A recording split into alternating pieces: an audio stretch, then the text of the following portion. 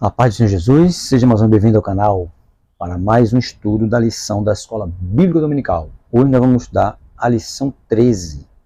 A lição 13 que tem como tema Resistindo às Sutilezas de Satanás, terceiro trimestre de 2022. Praticamente encerrando o terceiro trimestre, com essa lição, Resistindo às Sutilezas de Satanás. A leitura bíblica em classe da lição é Tiago, capítulo 4, do versículo 4 ao 10. Os hinos sugeridos da lição, hino 258, hino 312 e hino 459 da nossa harpa cristã. O objetivo da lição, primeiro, apresentar o comprometimento com uma vida centrada em Cristo. Segundo, conscientizar a respeito do comprometimento com as Escrituras. Terceiro, mostrar o comprometimento com uma vida cheia do Espírito Santo. E quarto, incentivar o comprometimento com a igreja local.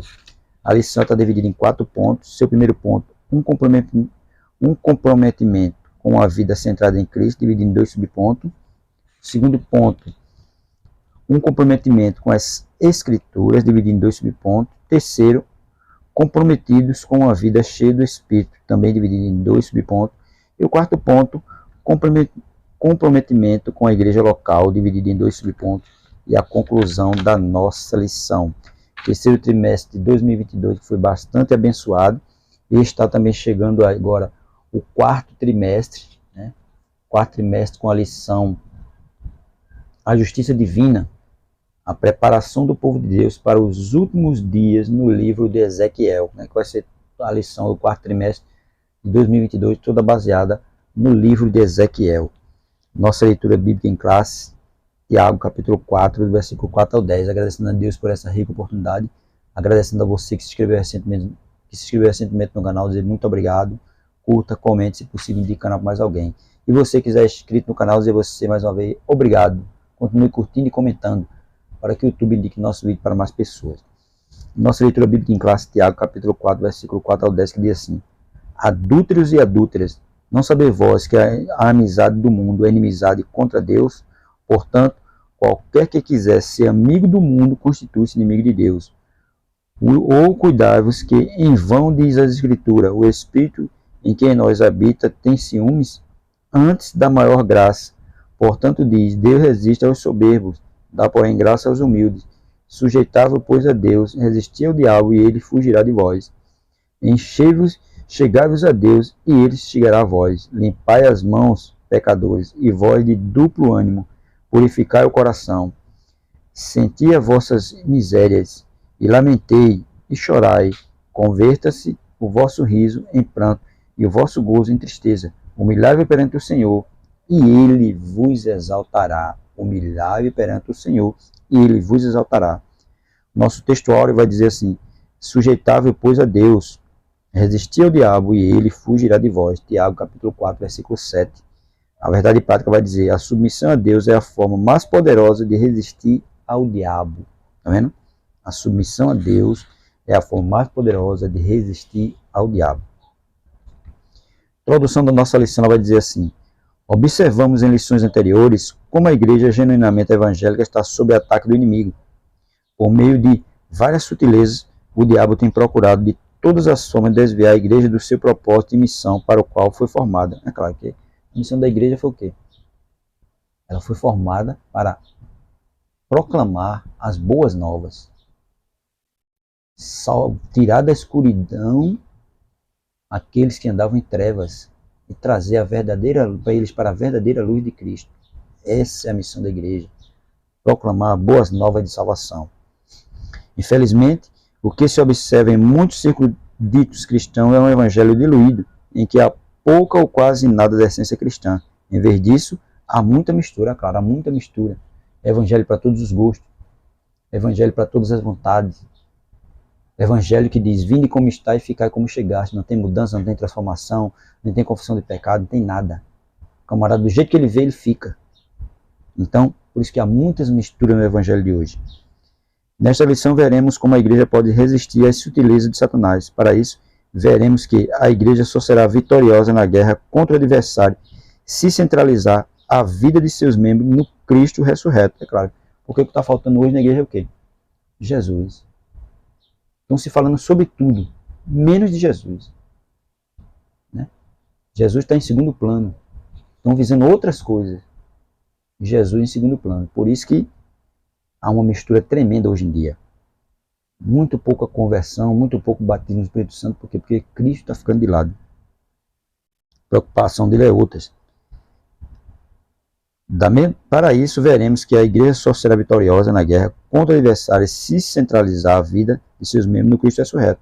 Da mesma forma, é imprescindível que tenha as Escrituras como fundamento de sua fé e prática. Claro, fundamento, né? O fundamento da nossa fé e prática é quem? A Bíblia. E a Bíblia também está começando a ser deixada de lado. Não estão falando mais sobre a Bíblia. Fala-se de tudo, menos Bíblia.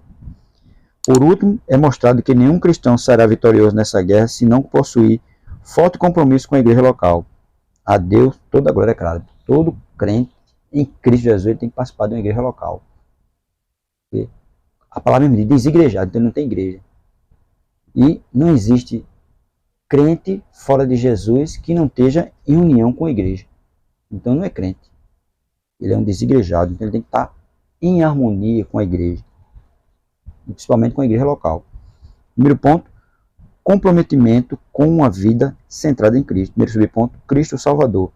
Escrevendo à igreja de Corinto, o apóstolo Paulo disse: porque nada me propus saber entre vós, senão a Jesus Cristo. 1 Coríntios capítulo 2, verso 2. Paulo procurou somente aprender, se aproximar mais de Cristo. Ele não falava outra coisa a não ser Jesus. Cristo era o centro da mensagem de Paulo, da mesma forma que ele disse: e nenhum outro há salvação, Atos 4:12. Cristo também era o centro da mensagem do apóstolo Pedro. Cristo era o centro da mensagem apostólica e de todos os cristãos.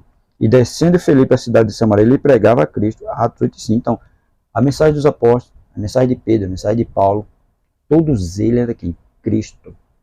Ele não falava outra coisa a não ser de Cristo. A mensagem dele sempre era uma mensagem cristocêntrica. As Escrituras são bem claras, não há outro Salvador fora de Jesus Cristo. Não há exceções. Quando um cristão ou a igreja esfria ou se afasta da fé, Cristo é logo retirado do centro. Em outras formas de culto, filosofias e ideologia passam a ganhar espaço quando Cristo deixa de ser o centro da vida, é claro. Quando Cristo está fora, quando ele deixa de ser o centro, então vai entrar várias filosofias, vários modismos, vai entrar só coisas do mundo e não coisas divinas. Por quê? Porque Cristo está fora. Mas Cristo tem que ser o centro de tudo. Segundo subponto, Cristo, o Senhor. Se por um lado a igreja não deve esquecer-se de proclamar Cristo como o único Salvador, por outro jamais deve esquecer-se de que Ele é o único Senhor, Atos 2:36. Quem recebe a Cristo como Salvador deve andar na fé, tendo Ele como Senhor. Ser discípulo de Cristo é tê-lo como Senhor. Como, pois, recebeste o Senhor Jesus Cristo, assim também andai nele, Colossenses 2:6. Né? Se diz que quem está em Cristo, que nova criatura é. Eis que tudo se fez novo. Então tem que andar como Cristo andou. Receber a Cristo como Salvador, mas não adianta não andar nele. Isto é de acordo com o seu ensino. É negar seu senhorio. Né? Tem que andar nele, andar de acordo com o que ele ensinou. E se não andamos como Cristo andou, então estamos negando o senhorio dele sobre nossas vidas. A falta de reconhecer o senhorio de Cristo é a causa do fracasso na fé de muitos cristãos. A sutileza do diabo está no fato de dizer que você pode viver uma coisa sendo outra. Em outras palavras, você pode ser salvo independente da forma ou maneira como vive. Claro que não. Jesus mesmo disse: sede santo porque eu sou santo. Se eu estou em Cristo, tem que andar como Cristo andou, seguir os seus ensinamentos. Porque fora dele não há salvação. Então, se a pessoa aceitou Jesus como seu único e suficiente Salvador, tem que andar dentro da vontade dele. Para ser salvo, é preciso estar em Cristo. Fora de Cristo não há salvação. Então, não tem como a pessoa ser salvo se não obedecer a Jesus. Segundo ponto, comprometimento com as Escrituras. Primeiro subponto, a Bíblia, a revelação de Deus. Vez por outra, vemos falsos mestres questionando a autoridade das Escrituras e sua atualidade. No entendimento deles, a Bíblia contém a palavra de Deus, contudo encontra-se ultrapassada, deixando de falar a linguagem da cultura contemporânea. É um erro. Né? A Bíblia não é ultrapassada, ela é atualizada. Ela é atual. Tudo que acontece no mundo na atualidade, ela já vem relatando há muito tempo. Tudo que foi escrito lá atrás, hoje, está tudo acontecendo. E ela já vinha alertando sobre isso. Então ela é atual. Os homens, com o passar do tempo, mudaram seus pensamentos, mudaram suas atitudes. Mas a Bíblia não, ela continua da mesma forma. Assim, há uma tentativa consciente e sistematizada de minar a autoridade da Escritura. Na verdade, esse ataque é contra a Escritura como revelação de Deus para o homem. Deixando de ser a revelação de Deus, a Bíblia torna-se um livro meramente humano, sujeito a falhas e, portanto, possível de correção. Convém dizer que a Bíblia é a palavra de Deus, Mateus 4, verso 4. É claro, a Bíblia é a palavra de Deus, a revelação de Deus para o homem. É Deus se revelando ao homem através da Bíblia. E ela não precisa ser atualizada. O homem é que precisa se adequar à Bíblia, e não a Bíblia ao homem. A revelação de Deus ao homem é, como tal, está sempre atualizada. Não é a Bíblia que tem de se ajustar a nós, mas nós nos moldarmos pelas Escrituras. Salmo 119, versículo 105. Lâmpada para os meus pés é a tua palavra e luz para o meu caminho. Então, nós é que temos que se amoldar à Bíblia, não a Bíblia a nós. Os homens que querem mudar para que a Bíblia se adeque aos desejos e vontade deles. Mas ela não é assim, ela é a palavra de Deus. Nós é que temos que se adequar a ela. Segundo ponto, Bíblia, regra de fé e conduta. Quando a Bíblia deixa de ser a revelação de Deus para nós, então ela também deixa de ser a nossa regra de conduta e fé. Uma igreja genuinamente evangélica precisa se conscientizar de que as Escrituras são a fonte dos valores ético-morais e espirituais que devem nortear a vida do cristão. Hebreus 4:12, é claro. É a fonte, né, dos valores ético-morais e espirituais do crente aqui. A Bíblia Sagrada. A revelação de Deus. E ela, nós temos que seguir ela. Não nossos próprios pensamentos, não as nossas próprias vontades, mas seguir a Bíblia. Se não fosse a mediação das Escrituras, o cristão se encontraria desnorteado na sua caminhada. Como saberíamos, por exemplo, dos maléficos da idolatria, se é sagrada, dos malefícios da idolatria, se as Escrituras sagradas não nos orientassem sobre eles? 1 Coríntios 10, versículo 19 a 21. Como a gente ia saber, né, dos malefícios da idolatria, se as Escrituras não estivessem ali para nos ensinar? Da mesma forma, como saberíamos que o adultério, o divórcio, a ideologia de gênero, etc., são práticas danosas que ocorroem e destroem o modelo de família idealizado por Deus? Provérbios capítulo 6, versículo 20 ao 35. Somente por intermédio da Bíblia temos orientações seguras e precisas sobre isso. É claro, ela que nos orienta sobre tudo. Ideologia de gênero, idolatria, homossexualismo, prostituição, bebedeira. Tudo isso a Bíblia nos orienta. Tudo isso a Bíblia nos instrui. E como nós poderíamos saber disso se ela não nos instruísse sobre cada uma dessas coisas? Então ela é quem é a nossa regra de fé e conduta. Ela é quem nos mostra e nos orienta o caminho. A Bíblia Sagrada, a palavra de Deus. A revelação de Deus para o homem. Terceiro ponto, comprometidos com uma vida cheia do Espírito. Primeiro subponto, o Espírito Santo no plano da redenção. É o Espírito Santo quem conduz o homem a Cristo. Evangelho de João, capítulo 16, versículo 8 ao 11, e João 3 e 5.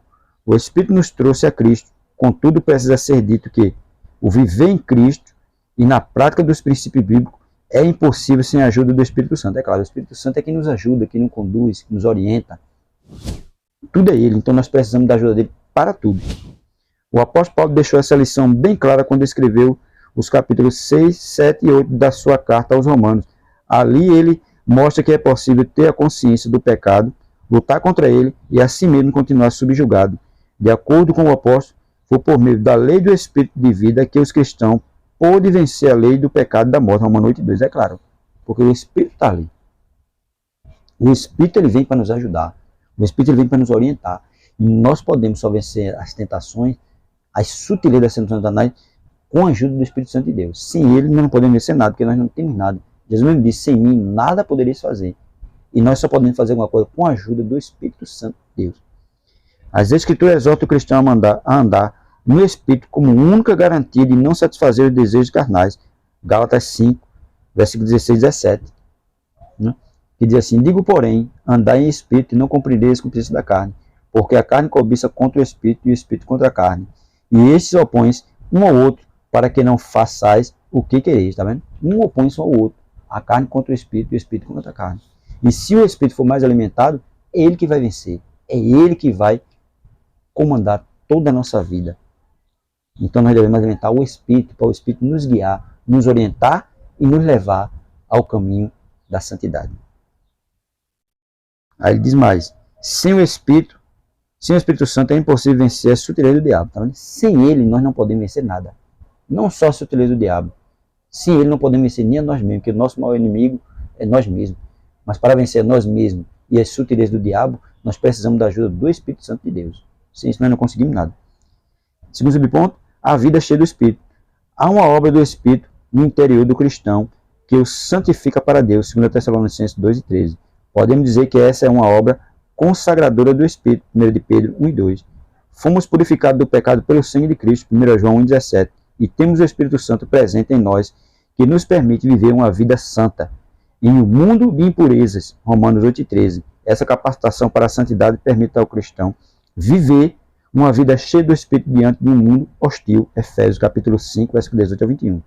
Contudo, há também uma obra capacitadora do Espírito Santo, Atos 1:8. Essa capacitação diz respeito à habilitação do crente para ser uma testemunha eficaz de Cristo no mundo, bem como viver vitorioso no Espírito, é claro. Porque o Espírito Santo ele veio para isso, para capacitar o homem a ser testemunhar de Cristo em todo canto, até os confins da terra. O Espírito Santo veio para isso, para nos ajudar e para nos capacitar a ser testemunhas de Jesus Cristo. Quarto, comprometimento com a igreja local. Primeiro subponto, a igreja como corpo de Cristo. Escrevendo aos Coríntios, o apóstolo Paulo diz: ora, vós sois o corpo de Cristo e seus membros em particular. 1 Coríntios capítulo 12, verso 27. Nas Escrituras, a igreja ocupa um lugar de relevância ímpar. Fica sempre em destaque a igreja como corpo, ou seja, uma expressão de sua dimensão coletiva. 1 Coríntios 3,16. Claro, tem gente que pensa que a igreja está representando o que? O templo. Não, a igreja somos nós. Nós somos o corpo de Cristo. E membros em particular. E a igreja é quem? É nós, não é o templo, não é o concreto, não é a pedra, não é o cimento, é nós. Nesse sentido, o aspecto local da igreja também fica enfatizado. Na metáfora dita por Paulo, no capítulo 2 da sua primeira carta aos Coríntios, fica evidente que assim como um membro do corpo humano separado deste perde sua utilidade, da mesma forma a igreja. Né?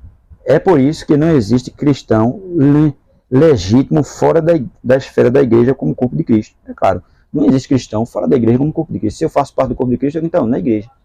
Eu tenho que estar reunido e unido com meus irmãos na igreja. Né? Senão, como eu faço parte do corpo de Cristo? A própria palavra desigrejados torna-se um termo impróprio, uma forma de descrever uma anomalia espiritual. É claro, uma anomalia espiritual, porque não existe igreja fora do corpo de Cristo.